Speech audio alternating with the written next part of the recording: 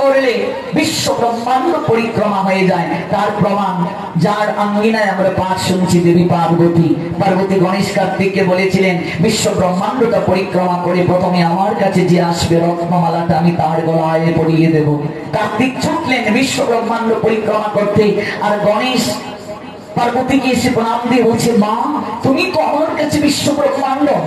মাকে প্রণাম দিয়ে পরিক্রমা করলেন। পার্বতীর চোখে বেয়ে ঝরঝর করে জল পড়লো।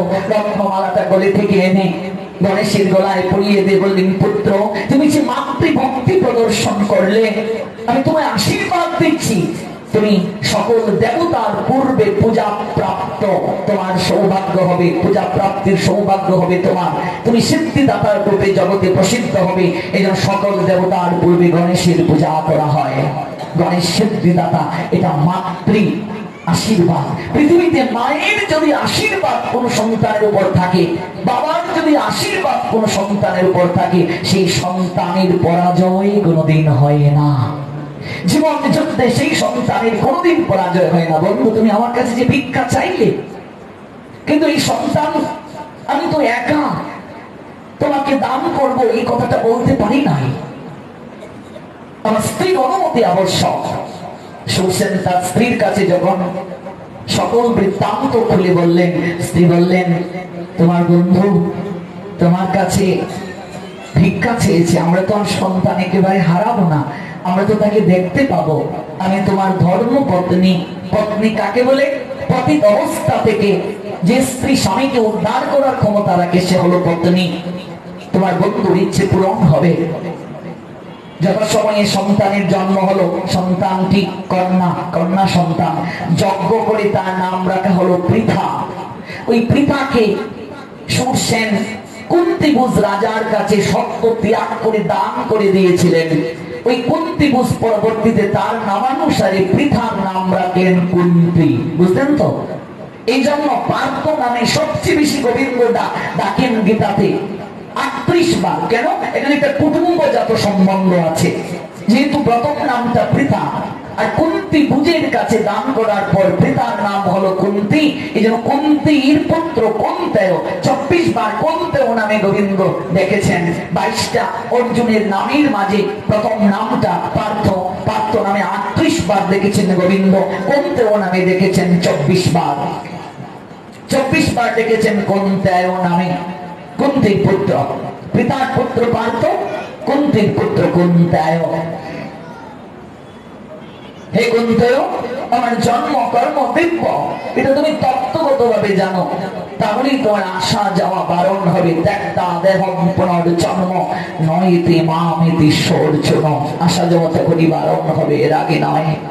দেখুন, আমাদের প্রসঙ্গটা হচ্ছে তত্ত্ব। বস্ত্রহরণের এই গভীর তত্ত্বটা একটু স্পর্শ করছি, প্রসঙ্গে যেহেতু এসেছে। যারা গোপিকা, ভগবান যখন লীলা বিলাস করেছেন রাসলীলা, তখন গোবিন্দের বয়স ছিল 9 বছরের কম। আমাদের গোস্বামীদের সিদ্ধান্ত কি? 9 বছরের কম। আর রাধারানীর বয়স ছিল 7 বছরের কম। গোপিকাদের বয়স 7 বছরের কম। আজকাল সিরিয়ালে যে কৃষ্ণ লীলা দেখানো হয়, স্টার জলসাজি বাংলা, কালার্স বাংলা ধ্বংস করলো সোনার বাংলা। বাংলার প্রত্যেকটা ঘরে ঘরে গিয়ে দেখবে সন্ধ্যায় যেখানে সেজুতি জ্বালার কথা, সেই সেজুতি জ্বালার সময় টিভিটা বন্ধ হয় না, চারিদিকে চলছে। আমি কুমিল্লা পাঠে গেলাম এক জায়গায়, 70 বছরের দাদু, এই যে দিদি নাম্বার 1-এ ঢুকলো। সাধু কারো গৃহে গেলে মানুষ সাধুর নৈকট্যে বসবে, তার নৈকট্য থেকে অনেক কিছু জানার চেষ্টা করবে, বুঝার চেষ্টা করবে, উপলব্ধি করবে, সংগ্রহ করবে। এই যে দাদু সিরিয়ালে ঢুকলো, বললাম যাবে না পাঠে? বলছে আপনারা যান, আমি যাবো। পাঠ শেষে এসে দেখি ওই দাদু জি বাংলাতেই বসে আছে। বলছি, এই দাদু তোমায় পেলাম। এই যে রামায়ণে একজন মাত্র মন্ত্রা ছিল, যে মন্ত্রা রামায়ণের পটভূমিটাকে পরিবর্তন করে দিয়ে দিয়েছিল। আর কলিযুগে প্রত্যেকটা ঘরে ঘরে মন্ত্রা, এই সিরিয়ালগুলোই হচ্ছে মন্ত্রা। একটা 4টা 5টা বউ দেখানোর দরকারটা কি বলুন তো? 91টি পরিবারগুলো ভেঙে যাচ্ছে। স্বামীর প্রতি স্ত্রীর অবহেলা, শ্বশুর শাশুড়িকে দিয়ে জল বুঝাবো আনো। প্রত্যেকটা সিরিয়ালে দেখবে মেয়েকে বিয়ে দেওয়ার পর তার মা এই কানের ভেতরে বিষ একটু একটু একটু করে মেয়ের ঢেলে দিয়ে যৌথ পরিবারগুলোকে ভেঙে দেওয়ার প্রবণতায় চলছে। আমরা তো বাংলার আনাচে কানাচে যাই, একটা ঘটনা মনে হয়ে গেল না বললেই নয়। আমার এক দূর সম্পর্কের কাকু সম্পর্ক করে বিয়ে করেছিল। তৎকালীন সময়ে একটা সিরিয়াল দিত খুকা বাবু, নাম শুনেছেন তো? ওই খুকা বাবুর প্রেমে এমন পড়া কাকিমা পড়লো, অনেকে মাথা নাড়ছে তারাও দেখে। এবার অবস্থা খুবই ব্যাগতিক। পুরো অফিসে চাকরি ডিউটি শেষ করে সন্ধ্যায় যখন একটু ফিরে আসে, একটু ভালো করে কথা বলবে সেই সময়টাও নাই। বিদুর মহাভারতে বলেছিলেন নরক যন্ত্রণার 9টা চিত্র যুধিষ্ঠির এই সংসারে দেখা যায়। তার মধ্যে প্রথম দৃশ্য, যে পুরুষের স্ত্রীর মুখের কথার মাঝে মিষ্টি নেই, সেই পুরুষের সংসার জীবনটা নরক যন্ত্রণায় ভরে যায়। আপনি সারাদিন ব্যবসা ডিউটি করে এলেন, এসে ডাকছেন ও একটু জল দাও, টেবিলে আছে অবস্থাটা কি হবে ভাবুন তো, অনুভব করুন তো। হ্যাঁ, বিদুর বলছেন নরক যন্ত্রণায় ভরে যায়। এই জন্য কাকাবাবু অফিস থেকে আসার পর খাবার আছে রেডি, বেড়ে নাও। সিরিয়াল থেকে উঠা নাই, দেখে সংসার ভেসে যাচ্ছে, ভেসে যাচ্ছে সংসার। দেশের লোকটাকে রাত্রিবেলা কল দিয়েছে, ভাই একটু কৃপা করে আসবে। বলছে ও দাদা এই কি অবস্থা, এত রাতে কেন? বলছে তোর বৌদিকে খোকা বাবু নিয়ে যাচ্ছে। বলছে মা খোকা বাবু তো সিরিয়ালে, বৌদিকে কি করে নেবে? বলছে ভাই আমি আসলে বুঝিয়ে বলবো, একটু কৃপা করে আয়। যখন এলো, আসার পর বলছে ভাই একটা গেচাং কাঠ দিয়ে যেতে পারবে? গেচাং কাঠ মানে বুঝেন, ডিশের লাইনটাকে একটু কেটে দিতে পারবে? এবার একটা গেচাং কাঠ দিয়ে ডিশের লোকটা চলে গেল। পরের দিন ফুড অফিস থেকে কাকাবাবু ফিরে এলে, মেয়ের নাম রূপাঞ্জলি, ডাকছে মা রূপাঞ্জলি তোমার মাকে বলো কি খাবার দাবার হয়েছে দেওয়ার জন্য, আমার প্রচন্ড ক্ষুধা লেগেছে। বলছে বাবা খাবার কোত্থেকে রান্না হবে, গ্যাস তো নেই। বলছে লাইনের গ্যাস নিলে তো অ্যানাউন্স করে নেওয়ার কথা, গ্যাস কখন নিল? বলছে তুমি মাকে সিরিয়াল দেখতে দেবে না, ডিশের লাইন কেটে দিয়েছো, মাও গ্যাসান কাঠ দিয়ে গ্যাসের লাইন কেটে দিয়েছে। আমরা তো সারা বাংলায় ঘুরে বেড়াই, সারা বাংলায় ঘুরতে গিয়ে আমাদের বিচিত্র অভিজ্ঞতা হয়। এই যে সিরিয়াল গুলো, যেটা আমি কলকাতায় বলে এসেছিলাম, একেবারে বৃত্ত কমতে পাঠে, এই মূর্খ পরিচালকেরা যাদের শাস্ত্রীয় কোনো জ্ঞান নেই, ধর্মীয় সেক্টরের কোনো জ্ঞান নেই, ওরা শাস্ত্রটাকে বিকৃত ভাবে এই সিরিয়াল গুলোতে তুলে ধরে। ভালো করে বুঝুন, বাক্যতের বাহিরে নয় কিন্তু এগুলো, ভুল বুঝলেন না। আমরা একটা বিষয়কে বুঝাতে গিয়ে বিভিন্ন এক্সাম্পল দিতে পারি, কিন্তু মূল বিষয়টা কিন্তু আমরা চ্যুত হচ্ছি না। এগুলো ভাগবতের বাহিরের কথা নয়, ভালো করে বুঝুন। যে সিরিয়ালে কৃষ্ণ লীলা দেখানো হচ্ছে, সেখানে কৃষ্ণের বয়সটা কি দেখানো হচ্ছে? যুবক কৃষ্ণ। রাধারানীর বয়সটা কি দেখানো হচ্ছে? যুবতী রাধারানী। সখীদের বয়সটা কি দেখানো হয়েছে? যুবতী। আমাদের আচার্যগণ সর্বস্বামীগণ সিদ্ধান্ত দিলেন, কেউ যদি রাধা কৃষ্ণের মিলন সেজে দেখায়, রাধা কৃষ্ণের মিলন যদি সেজে কেউ দেখায়, সেই ছেলেটির বয়স 9 বছরের কম হতে হবে, মেয়েটির বয়স 7 বছরের কম হতে হবে। 9 বছরের উপরে কেউ যদি কৃষ্ণ সাজে, 7 বছরের উপরে কেউ যদি রাধা সাজে, আর একত্রে যদি যুগল মিলন দেখায়, এটা দেখলে যেমন মানুষ নরকগামী হবে, অপরাধী হবে, দেখালেও নরকগামী হবে। আজকাল দেখবে সেজে গুজে নাম কীর্তনিয়ার আর লোকেরা রাস দেখায়। কোন শাস্ত্রে আছে সেজে গুজে রাস দেখানোর কথা? কোন শাস্ত্রে আছে? সর্বগোস্বামী পাদের কোন গ্রন্থে, আমাদের পূর্বতন আচার্যগণের কোন সিদ্ধান্তে, কোন গ্রন্থে কি এই কথাগুলো আছে? সংস্কৃতে তো সকল গ্রন্থ আমাদের গোস্বামীগণ দিয়ে গেলেন, নেই। একটা যুবতী মেয়ের যদি বস্ত্র একটা যুবক কৃষ্ণ হরণ করেন সিরিয়ালে যদি দেখানো হয়, আমার ধর্মটাকে কি নেগেটিভ ভাবে অন্য ধর্মের কাছে তুলে ধরা হচ্ছে না? কেউ প্রতিবাদ করে না, কোন ভাগবত প্রবক্তাগণ এই বিষয়গুলোর উপর গুরুত্ব দেন না, সমাজকে মেসেজ গুলো দিচ্ছেন না, যার কারণে আজকে হাজার হাজার তরুণ তরুণী, যুবক যুবতী ওরা কনভার্ট হয়ে যাচ্ছে, ধর্ম ত্যাগ করে চলে যাচ্ছে। ওরা দূর চাই আমাদের ধর্মে কিচ্ছু নাই, অথচ কোনদিন ওরা গীতা পড়ে নাই, ভাগবতের শাশ্বত চেতনা, শাশ্বত তত্ত্ব জানার চেষ্টা করে না, বোঝার চেষ্টা করে না, উপলব্ধি করার চেষ্টা করে না। এই বঙ্গভূমির প্রথম সন্তান আমরা। পৃথিবীতে যখন কোনো মত ছিল না, পৃথিবীতে যখন কোনো পথ ছিল না, তখন একজন ছিলেন সনাতন। একটা জাতির সামগ্রিক পরিচয় পাওয়া যায় তার ধর্ম আর সংস্কৃতির উপর। তাকে যেমন তার পক্ষপুটের উষ্ণ পরশে শাবক দিগকে লালন করে, একটা জাতিও তেমনি সহস্র সহস্র বছর ধরে না উত্থান পতনের ব্যাপক প্রক্রিয়ার ভিতর দিয়ে তার অস্তিত্বকে অক্ষুণ্ণ রাখে এবং স্বকীয়তার বিকাশ ঘটায়। আমাদের সংস্কৃতি, আমাদের সভ্যতা অতি প্রাচীন। এর উপর দিয়ে মাঝখানে কত ঝড় বয়ে গেছে, কত বৈদেশিক সভ্যতা শতাব্দীর পর শতাব্দী এর উপর প্রভাব বিস্তার করেছে, কিন্তু সে সকল বাধা বিপত্তি কাটিয়ে আমাদের সংস্কৃতি, আমাদের সভ্যতা আজও চিরদণ্ডায়মান। কারণ আমাদের সংস্কৃতি তথা সভ্যতা এমন এক সত্যের ভিত্তির উপর দাঁড়িয়ে আছে যা সব সময় সব যুগের চিন্তাধারার সামনে চিরদণ্ডায়মান থাকতে পারে। আমাদের সংস্কৃতি, আমাদের সভ্যতা ধর্মের উপর প্রতিষ্ঠিত, আর আমাদের ধর্ম হলো সনাতন। ভগবানের অনন্ত নামের মাঝে একটা নাম হলো সনাতন। এই সনাতন থেকে পৃথিবীর সকল কিছু সৃষ্টি হয়েছে। ভগবান নিজেই বলছেন, I am the source of all spiritual and material worlds. Everything emanates from me. The intelligent person perfectly hold the angels in my devotional service and worship me with all their heart. Srimad Bhagavad Gita 10 chapter Vibhuti Yoga 8 verse.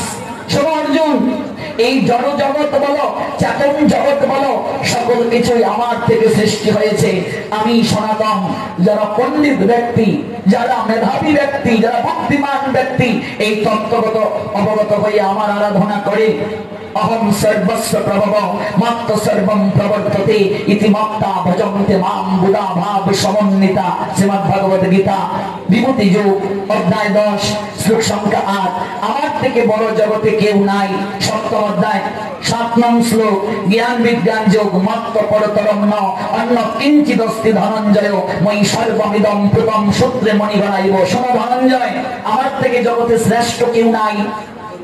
সূত্রে যেমন মণিসমূহ গাথা থাকে, তেমনি সমস্ত বিশ্ব আমাদের অতপ্রতভাবে জড়িত থাকে। There is no truth superior to me. Everything acts upon me as pillars strung on thread. পৃথিবীতে যত মত দেখছেন, পথ দেখছেন, এমনকি ধর্ম দেখছেন, একমাত্র সনাতন থেকেই সৃষ্টি।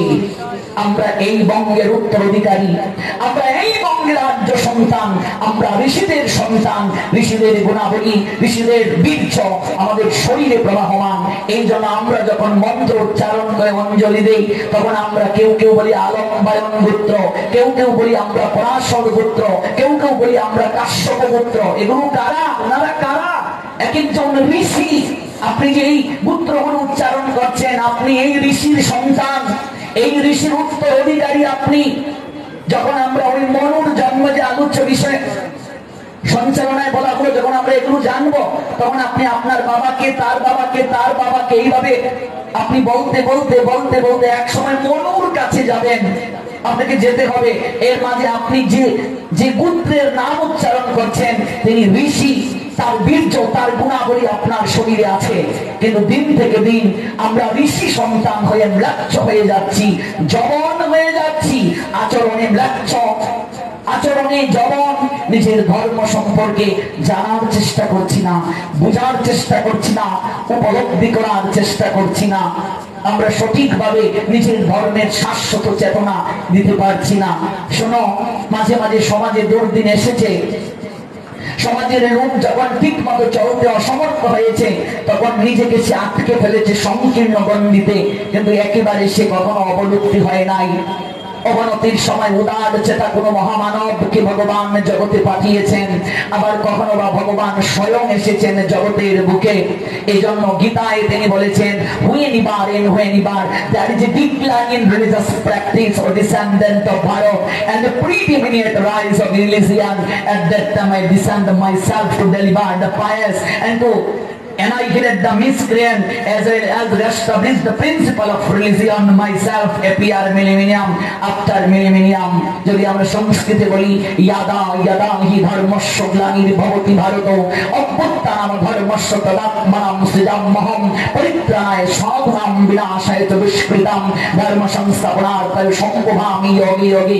যখনই ধর্মের গ্লানি হয়, অধর্মের অভ্যুত্থান হয়, ঠিক তখনই আমি নিজেকে আবির্ভূত করি। দুষ্কৃতিকারীদের বিনাশ, ধর্ম সংস্থাপনার সাধুকে রক্ষা করার জন্য আমি যুগে যুগে নিজেকে সৃজন করি। কবির ভাষায় যদি বলি যদা যদা ধর্ম গ্লানি হইল সংসারে, হে ভারত বিশ্বভার লঘু পরিবারে, অধর্মের অভ্যুত্থান ধর্ম গ্লানি হলে আত্মার সৃজন করি। দেখো এই সকলে সাধুদের পরিত্রাণ ও সাধুর বিনাশ, যে করে অধর্ম তার করি সর্বনাশ। আর ধর্ম স্থিতি অর্থ করিতে সাধন, যুগে যুগে আসি আমি মানুষে বচন। ভগবান করুণা করে উপর থেকে নিচে নেমে আসেন, যদিও তার জন্ম কর্ম দিব্য, তার জন্ম নাই কর্ম নাই। জগৎকে শিক্ষা দেওয়ার জন্য তিনি কর্ম সম্পাদন করেন, লীলা বিলাস করেন তিনি, তারই কর্ম সম্পাদন, তাকে বলা হয় লীলা। নমি পার্থ হস্তি কর্তব্য ত্রিষু লোকেষু কিঞ্চন অনুবাপ্তব্যম অবাপ্তব্যম বর্তেব চ কর্মাণি। অর্জুন, আমার জগৎ সংসারে কর্ম নাই। নমি পার্থ হস্তি কর্তব্যম ত্রিষু লোকেষু কিঞ্চন অনুবাপ্তব্যম অবাপ্তব্যম বর্তেব চ কর্মাণি। আমার কর্ম নাই, এরপর আমি কর্ম করছি কেন জানো? আমি যদি কর্ম না করি জগৎ সংসারে সবাই কর্ম থেকে বিস্মৃত হয়ে যাবে, আর এই দায়টা আমাকে বহন করতে হবে। এই জন্য আমি কর্ম সম্পাদন করি। ভগবান বলছেন শ্রীমদ্ ভগবদ গীতায় 3য় অধ্যায়, এই 3য় অধ্যায় কর্মযুগে 23 নং শ্লোকে আমি এই জন্য কর্ম সম্পাদন করি। এটার উদ্দেশ্যটা কি? নিজে আচরণ করে শিক্ষা দেওয়া। ইয়াত ইয়াত আচরতি শ্রেষ্ঠ তত্ত্বতে বৈতর জনঃ সোয়াত প্রমাণম কুরুতে লোকতৎ অনুবর্ততে। Whatever action a great man performs, common men follow, and whatever he stands by exemplary acts, all the world pursue, said Almighty Creator Krishna Srimad Bhagavad Gita Karma Yug 21 verse.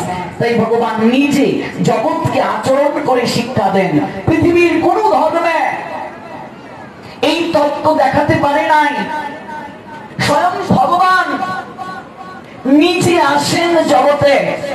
এর পশ্চাতে কারণ আগে জানুন, বুঝুন। এই বেসিক যদি কারণগুলো না জানেন, কলেজ ইউনিভার্সিটিতে পড়তে গিয়ে আপনার সন্তানকে যখন প্রশ্ন করা হবে, আপনার সন্তানের মাঝে একটা দুর্ভাবনা জাগবে, ঠিকই তো, ভগবান আবার কেন আসবে জগতে? ভগবান এসে সাধারণ মানুষের মতো আচরণ করবে, এটা কি মেনে নেওয়া যায়? এক রাজা মন্ত্রীকে সেই প্রশ্নটা করেছিল যে ভগবান জগতে আসেন, আমি এটা মানতে পারি না। তখন মন্ত্রী মহোদয় বলছেন, মহারাজ আমাকে 1 সপ্তাহ সময় দিন, আমি আপনার এই প্রশ্নের উত্তরটা দেব।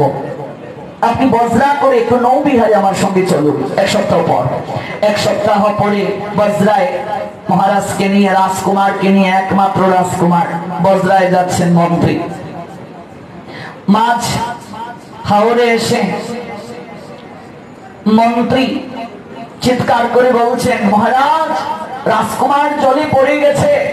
কামরা থেকে মহারাজ দৌড়ে এসে বের হলেন, বের হয়ে বলছেন, কি বলছো? হে মহারাজ, রাজকুমার পড়ে গেছে। মহারাজ যে বেশে ছিলেন সেই বেশে লাফ দিয়ে তিনিও জলে পড়ে গেলেন। একটু নাকানি চুপানি খাওয়ার পর মহারাজ দেখছেন ছেলেটা বজ্রাতে আছে। মন্ত্রী, আমার সঙ্গে তুমি তামাশা করেছো, তোমার গর্দান আমি দেব। বলছে, মহারাজ গর্দান দিন, কিন্তু আমাকে গর্দান দেওয়ার পূর্বে একটা প্রশ্নের উত্তর দিন তো।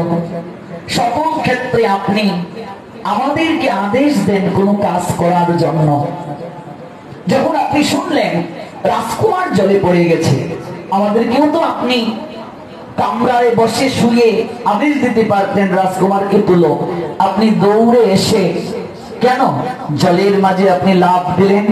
মূর্খ, আমার সন্তান জলে পড়ে গেছে আর আমি কামরায় শুয়ে আদেশ দেব? মন্ত্রী বলছেন, মহারাজ এখানেই আমাদের সনাতন ধর্মের শ্রেষ্ঠত্ব। আমরা জগৎ পিতার সন্তান, জগতের পিতা কৃষ্ণ জেনা বোঝে পাপ, পিতৃ দুঃখী পাতকি সে জন্মে জন্মে পায় তাপ। আমরা কামনা বিস্মৃত হওয়ার কারণে এই ভব সমুদ্রে পড়ে গেছি। তাই পরম পিতা কৃষ্ণ সন্তানকে ওই ভব সমুদ্র থেকে তোলার জন্য কাউকে আদেশ না দিয়ে তিনি স্বয়ং জগতের বুকে কান্ডারি হয়ে মাঝি হয়ে নেমে আসেন, উদ্ধার করার জন্য মাঝি হয়ে জগৎ পিতা কৃষ্ণ উপর থেকে করুণা করে নেমে আসেন। এখানেই সনাতন ধর্মের শ্রেষ্ঠত্ব। Whatever action a great man performs, common men follow, and whatever standards by exemplary acts, all the world pursue. অনুরূপ একটা প্রশ্ন একজন মহানামব্রত ব্রহ্মচারীকে আমেরিকায় করা হয়েছিল, মহারাজ আপনাদের মা কালীর এই রূপটার রহস্য কি? তিনি দিগম্বর কেন? এটা দুটো তত্ত্ব ভালো করে জেনে যান। মা কালী বস্ত্রহীন কেন? মহানামব্রত বলেছিলেন সহজে বোঝানোর জন্য। এটা গভীর তত্ত্ব তো আছে। মা 10 দিক থেকে নিত্য প্রসবিনী, তার কি আর বস্ত্রের আবশ্যকতা আছে? এই জন্য তিনি দিগম্বরী। এটা গভীর তত্ত্ব, সবাই বুঝবে না। প্রাথমিক স্তরের যারা শ্রোতা ওদের জন্য মহানামব্রত বলেছিলেন একজন মা কখন যুদ্ধক্ষেত্রে যায়? কখন? নিরুপায় হয়ে সন্তানকে অসুর হত্যা করছে। এই যে মা কালীর গলের মাঝে মুন্ডমালা, এই মুন্ডগুলো কার? তার সন্তানেরই মুন্ড। মা যদি জগৎ জননী হন, তিনি কি অসুরের মা না? ভাগবত থেকে দেখবেন অসুর আর দেবতারা ভাই। মা 2 জন, বাবা 1 জন। কশ্যপ মুনির 2 স্ত্রী, দিতি অদিতি। অদিতি থেকে এলেন কারা? অসুরেরা। দিতি থেকে আসলেন দেবতারা। দিতি থেকে অসুর আর অদিতি থেকে দেবতা। তাহলে একই পিতার 2 স্ত্রী, একজন থেকে দেবতারা এলেন, একজন থেকে অসুরেরা এলেন। তো অসুর আর দেবতা তো ভাই ভাই। তাহলে এই যে মা যে মুন্ডু মালা গলায় পড়ে আছে, এগুলো কার মুন্ডু? তার সন্তানেরই মুন্ডু। মা নিজের সন্তানকে হত্যা করলেন কেন? আপনার এই 5টা আঙ্গুলের মাঝে একটাই যদি পছন্দ করে, ডাক্তার বলছে আঙ্গুলটাকে যদি আপনি কেটে না ফেলেন, বাকি আঙ্গুলের মাঝে আপনার পছন্দ ধরতে পারে। মহারাজ এইভাবেই আমেরিকায় বলেছিলেন। এই জন্য একটা আঙ্গুলকে কেটে দেওয়া হয়। কেন? বাকি আঙ্গুলগুলো যেন না পচে, পচন ধরা থেকে বাঁচানোর জন্য। তাহলে যে সন্তান মায়ের পেটে থাকলো, মায়ের বুকের স্তনদুগ্ধ খেলো, মায়ের পেটে লাথি মারলো, এরকম সন্তান আছে কি নেই? অসুর মানে ইয়া মোটা চেহারা নয়। অসুর মানে শিং থাকবে মাথায়, যে সিরিয়ালে দেখায় এমন নয়। অসুর মানে গায়ের রং কালো হবে তা নয়। দৈবী গুণের অভাব যার মাঝে, তিনি অসুর। কোথায় স্বর্গ কোথায় নরক কেবলই বুঝি বহুদূর। মানুষের মাঝে স্বর্গ নরক, মানুষেতে সুরাসুর। স্বর্গ নরকের তো একটা সিদ্ধান্ত ভাগবতে আছেই, কিন্তু মানুষের মাঝেও স্বর্গের একটা প্রতিচ্ছবি দেখা যায়। মানুষের মাঝেও নরকের একটা প্রতিচ্ছবি দর্শন হয়। মানুষের মাঝে সুরের কিছু গুণাবলী পরিলক্ষিত হয়, মানুষের মাঝে অসুরের কিছু গুণাবলী পরিলক্ষিত হয়। দৈবী গুণের অভাব যার মাঝে, তিনি হলেন অসুর। ভগবান অসুর কেন সৃষ্টি করলেন? সুর কেন সৃষ্টি করলেন? সৃষ্টি তত্ত্বে আছে কেন সৃষ্টি করলেন? তার কারণ হচ্ছে, দেখুন এই যে ভবের মাঠে খেলা হবে, দুটো পক্ষ না থাকলে কি খেলা জমবে? আলোর সঙ্গে অন্ধকারটাও ভগবান সৃজন করলেন, বালুর সঙ্গে মন্দ সৃষ্টি করলেন, সুরের সঙ্গে অসুর, সুখের সঙ্গে দুঃখ। সুখ আর দুঃখ কথা বলছে, সুখ দুঃখকে বলছে আজকে আমাকে সবাই চায়, কিন্তু তুমি যদি না থাকতে আমাকে কেউ চাইতো না। সুখ বলে দুঃখ তুমি পরম মঙ্গল, তোমারই দহনে আমি হয়েছি উজ্জ্বল। তুমি যদি না থাকতে কেউ চাইতো না, আমাকে কেউ চাইতো না। আলো সবাই চায়, অন্ধকার যদি না থাকতো আলোকে কেউ চাইতো? আচ্ছা, কান্না আছে বলেই তো প্রেমিক তার প্রেমিকার ঠোঁটে এক চিলতে হাসি ফোটাতে চায়। এই জন্য দুটো প্রয়োজন আছে। ভগবান সকল কিছু সৃষ্টি করলেন, সৃষ্টি তত্ত্বে আছে। দেখবেন কি করে সৃষ্টি হলো আমরা জানবো ধারাবাহিকভাবে। আর আমাদেরকে বিবেক দিলেন, কোনটা ভালো কোনটা মন্দ তুমি ওই জায়গা থেকে বেছে নাও, ওই জায়গা থেকে গ্রহণ করো। এই জন্য জগৎ জননী মা অসুরদের মুন্ডু ছেদন করে তা দিয়ে গলায় মালা নিলেন। উগ্র রূপিণী তিনি, তমগুণের অধিকারিণী হলেন মা। তার সন্তানকে বাঁচানোর জন্য তিনি স্বয়ং যুদ্ধক্ষেত্রে গেলেন। যুদ্ধ করতে করতে সন্তানকে বাঁচাতে গিয়ে তার শরীরের বসনটা কষে পড়ে গেল, শরীর থেকে কাপড়টা খুলে পড়ে গেল। আচ্ছা, আপনার সন্তানকে কোনো দস্যু হরণ করে নিয়ে যাচ্ছে, তখন পরনে আপনার কোন রঙের শাড়ি, শাড়িটা ভালো কিনা মন্দ এটা দেখবেন না, পিছনে পিছনে দৌড়াবেন। আপনার সন্তানকে কেউ হরণ করে নিয়ে যাচ্ছে হাইজ্যাক করে, আপনার পরনে শাড়িটা ভালো না মন্দ, আয়নায় দেখবেন না দৌড়ে পালাবেন সন্তানকে বাঁচানোর জন্য? আমার মাও তার সন্তানকে সুরক্ষার জন্য যুদ্ধক্ষেত্রে গেলেন।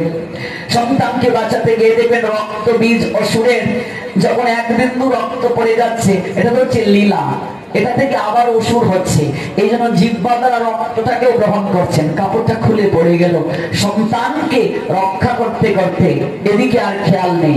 আচ্ছা, এই দৃশ্য থেকে আমার মায়ের সম্মান কমলো না বাড়লো? একটা মা তার সন্তানের জন্য যে সব করতে পারেন, একটা মা যে কতটা মমতাময়ী, একটা মা যে তার সন্তানের জন্য সর্বস্ব ত্যাগ করতে পারেন, নিজের জীবনকে পর্যন্ত বিসর্জন দিতে পারেন, মা কালীর এই রূপ তার প্রকৃষ্ট প্রমাণ।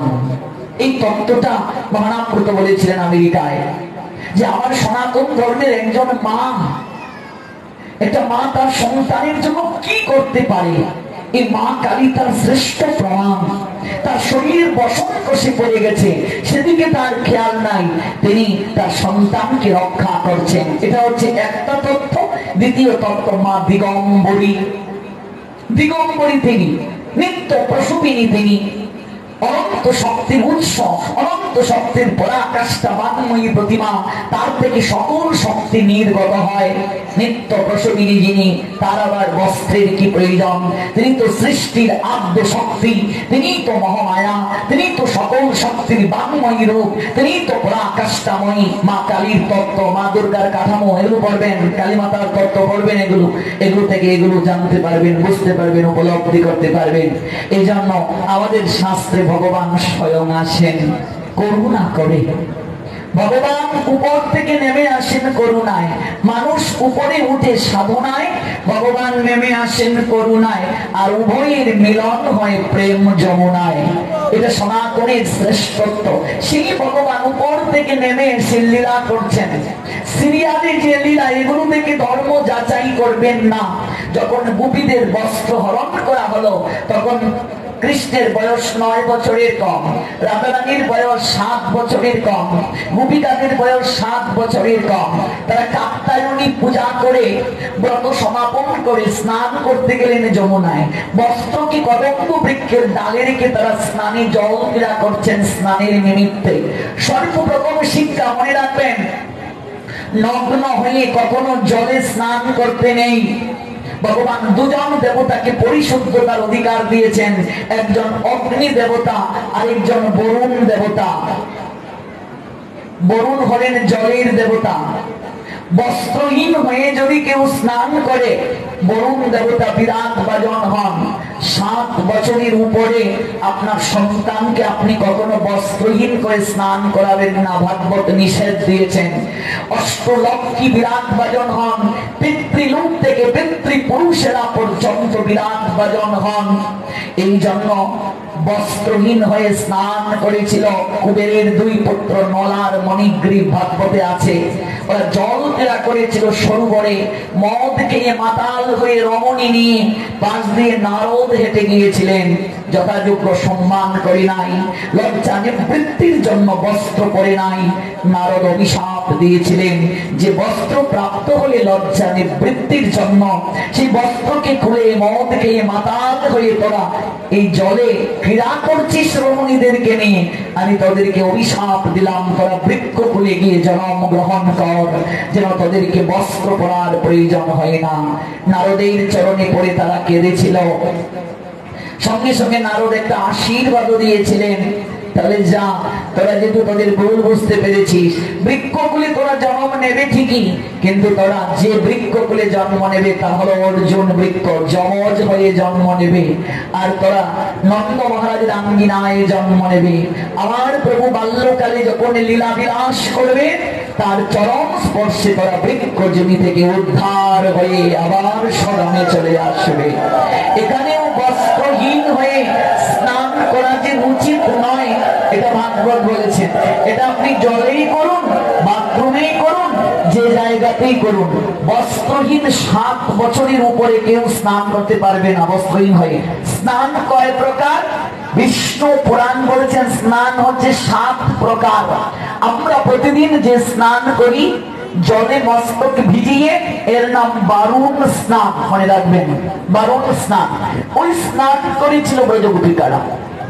তাই ভগবান তাদেরকে শাস্তি প্রদান করার জন্য 9 বছরের বালক তিনি হরণ করলেন, বস্ত্র কেড়ে নিলেন, যে বস্ত্র দিয়েছেন লজ্জা নিবৃত্তির জন্য, আর এই বস্ত্র খুলে তোমরা ক্রীড়া করছো, তাই তোমাদের আর বস্ত্র পরার দরকার নেই। গোপিকারা কাঁদলো, আমরা আর কোনদিন বস্ত্রহীন হয়ে জলে নামবো না। শাস্তি দিলেন ভগবান, শর্ত অনুযায়ী বস্ত্র প্রদান করলেন ভগবান। আচ্ছা, এই চরিত্রের মাধ্যমে, লীলার মাধ্যমে কৃষ্ণের মহিমা প্রকাশ পেয়েছে না কৃষ্ণের এই লীলার মাধ্যমে নেগেটিভ কিছু প্রকাশ হয়েছে? মহিমা প্রকাশ পেয়েছে। এটা হচ্ছে লীলাগত দিক। তত্ত্ব কি? শরীরটা হচ্ছে বস্ত্র। যতক্ষণ দেহে বিন্দু মাত্র কামনা থাকবে ততক্ষণ পর্যন্ত রাসে অংশগ্রহণ করা যায় না। এই জন্য কামনার বস্ত্র, বস্ত্র মানে শরীর, এই যে আমরা গীতা থেকে শ্লোক জানালাম, ওই বস্ত্র হরণ করে সাত্বিকতার বসনে ভূষিত করলেন ভগবান। অর্থাৎ দেহে দেহে কাম হয়, আত্মায় আত্মায় প্রেম হয়, আত্মীয় সবাই ভাই, আত্মার সম্বন্ধে আত্মীয়তা নাই হয় মায়াময় গন্ধে। যতক্ষণ পর্যন্ত দেহে কাম থাকবে ততক্ষণ পর্যন্ত প্রেম হবে না। তাই কামনার দেহ হরণ করলে দেহটাই যদি না থাকে, আত্মা থাকে, আত্মায় আত্মায় প্রেম হয়, জীবাত্মার সঙ্গে পরমাত্মার মিলন, এটাই তো রাস, এটাই তো অভিসার। খণ্ডের সঙ্গে অখণ্ডের মিলন, নদী নালা খাল বিল সকল কিছুর জলের সার্থকতা, সমুদ্রের সঙ্গে যুক্ত হওয়া। তেমনি ভাবে যতদিন পর্যন্ত খণ্ড অখণ্ডের নৈকট্যে যেতে না পারবে ততদিন পর্যন্ত আসার যাওয়া থাকবে, জন্ম মৃত্যুর চক্রমুখে ঘুরতে হবে। এই হলো তত্ত্ব। ভুল প্রসঙ্গ থেকে এত দূর গেলাম। বলছিলাম এই পৃথিবীতে যত প্রকার দান আছে, ভগবানের কথা দানটা শ্রেষ্ঠ। যারা দান করেন তারা দাতা শিরোমণি, কারণ আত্মার আহার হচ্ছে ভগবানের কথা। আপনারা ভাববেন না যে এক জায়গায় শুরু করলেন, এটা শেষ না করে আরেক জায়গায় চলে গেলেন। আমি ঘুরে ফিরে মূল জায়গায় আসব। একটা বিষয়কে বোঝাতে গিয়ে বিভিন্ন জায়গা থেকে দৃষ্টান্ত দিতে হয়, কিন্তু প্রসঙ্গ আমি এড়াবো না, কৃপা করে শুনতে থাকুন। এই জন্য আত্মার আহার হচ্ছে কৃষ্ণ কথা। এই যে 56 প্রবর্তিত হরিনাম মহাসংকীর্তন যজ্ঞের পূর্বে ভাগবতীয় কথা চলছে, এই যে দান চলছে, এটি হচ্ছে আত্মার আহার। আত্মা মাছ মাংস খায় না, সাত্বিক রাজসিক তামসিক কিচ্ছু খায় না। আমি বলছিলাম আপনি যে বসে আছেন আপনার ভেতরে আত্মা আছে বলে, আমি যে কথা বলছি ভেতরে আত্মা আছে বলে, আপনি যে দাঁড়িয়ে আছেন ভেতরে আত্মা আছে বলে। আমরা কেবল এই দেহটাকে নিয়ে মশগুল আছি, আমরা কেবল এই দেহটার যত্ন করি প্রতিদিন, কিন্তু আমরা আত্মাকে জানার চেষ্টা করি না, বুঝার চেষ্টা করি না, উপলব্ধি করার চেষ্টা করি না। এই আত্মতত্ত্বের জ্ঞান কট উপনিষদ থেকে, 108টা উপনিষদের মাঝে একটা হলো কট উপনিষদ। ওই কট উপনিষদ থেকে শ্রীমদ্ ভগবত গীতার 2য় অধ্যায় সাংখ্য যুগে রূপায়িত হলো। গীতায় সাংখ্য যুগ আছে, কর্মযুগ আছে, জ্ঞান যুগ আছে, গীতায় প্রেম যুগ নাই। এই জন্য ভাগবতে প্রেম যুগটা সন্নিবেশিত করা হলো। দেখো মানামব্রতের একটা গ্রন্থ আছে প্রেম যুগ, 3 খণ্ডে। তিনি বলেছিলেন, শুরুতেই বলেছিলেন, প্রেম নীরব গীতি, নীরবতাই তার মন মাতানো মধুর ভাষা। যেখানে সম্পর্কটা গভীর থাকে, মনে রাখবেন, যেখানে প্রীতি গভীর সেখানে প্রকাশ ভঙ্গিমাটা কম থাকে। কেন? দাতা শিরোমণি আয়োজনকারীদেরকে দাতা শিরোমণি কেন বলা হলো? শ্রেষ্ঠ কেন? সকল শাস্ত্র ফুকারিয়া সিদ্ধান্ত দিল একটাই কারণ, আমরা যে গ্রহণ করছি এখন এটা আত্মার আহার। আমরা প্রতিদিন যে খাবার গ্রহণ করি এটা দেহটাকে পরিপুষ্ট করে। আপনি যেমন খাবার গ্রহণ করবেন আপনার মন তেমন হবে, মন যেমন বুদ্ধি তেমন, বুদ্ধি যেরকম স্থিতি সেরকম, স্থিতি যেরকম লয় সেরকম, লয় যেরকম প্রাপ্তি সেরকম। যতর অগ্নি, বিজ্ঞান বলছে এখানে আগুন আছে কি নেই? আগুন দ্বারাই তো পরিপাক হয়। আপনি আগুনে যদি প্লাস্টিক দেন গন্ধটা কিসের হবে?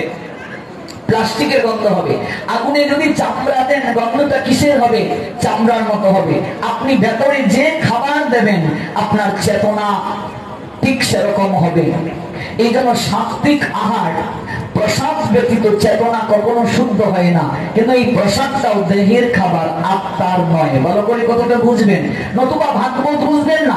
পরীক্ষিত মহারাজ যে 7 দিন 7 রাত ভগবানের কথা শ্রবণের জন্য বসলেন, মৃত্যু নামক তক্ষক সর্প শুধু পরীক্ষিতের পিছনে ধেয়ে আসছে না দংশনের জন্য, আমাদের প্রত্যেকের পিছনে মৃত্যু নামক তক্ষক সর্প ধেয়ে আসছে। আমাদের প্রত্যেকের দায়িত্ব শুকদেবের চরণে গিয়ে আশ্রয় নেওয়া। আমরা যে এসেছি, কেন এসেছি, কিসের জন্য? আজকাল দেখবে বৈষ্ণব সেবা হলে, কীর্তনে প্রসাদ পাওয়ার সময় লোকের অভাব নাই। কোন কোন জায়গায় আবার প্রসাদ না দিলে লোক হয় না। আবার কোন কোন সময় দেখবে ভাগবতে লোক নাই, প্রসাদ দেওয়ার সময় তাতে লোকের অভাব নাই। প্রসাদ অবশ্যই প্রয়োজন আছে। প্রসাদে সর্ব দুঃখানাম হানি অশ্ব উপজায়তে। কিন্তু এই প্রসাদ শব্দের অর্থ হচ্ছে কৃপা। এই প্রসাদ মানে চাল ডাল সবজি নয়। গীতায় 2য় অধ্যায়ে বলছেন প্রসাদ মানে কৃপা। এই যে আমরা চাল ডাল সবজি প্রসাদ গ্রহণ করছি, এগুলো আমাদের আত্মার আহার নয়। এগুলো দেহটাকে শুদ্ধ করে, ইন্দ্রিয়গণকে শুদ্ধ করে, কিন্তু এগুলো আত্মার আহার নয়। আত্মার আহার একমাত্র কৃষ্ণ কথা, আত্মার আহার একমাত্র কৃষ্ণ নাম। এবার একটা বিনয় ভাবে জিজ্ঞাসা, 2 দিন যদি কেউ দেহকে খাবার না দেয়, তার দেহটা কেমন হবে মা? শক্তিহীন হবে কি হবে না? তার দেহটা একটু নির্বল হবে কি হবে না? তার দেহটা শক্তিহীন হয়ে যাবে যদি আত্মাকে এই যে আমরা হরিনামের দ্বারা আহার দিচ্ছি না, দেহকে যদি 2 দিন খাবার না দিলে দেহটা ক্লান্ত হয়ে যায়, দেহটা যদি শক্তিহীন হয়ে যায়। যারা জপমালায় হরিনাম করেন না, যারা কৃষ্ণ কথা শ্রবণ করেন না, প্রতিদিন যারা হরিনাম করেন না, তারা তো আত্মাকেও উপবাসী রাখছেন। তাহলে তাদের আত্মার অবস্থানটা কোথায় ভাবুন।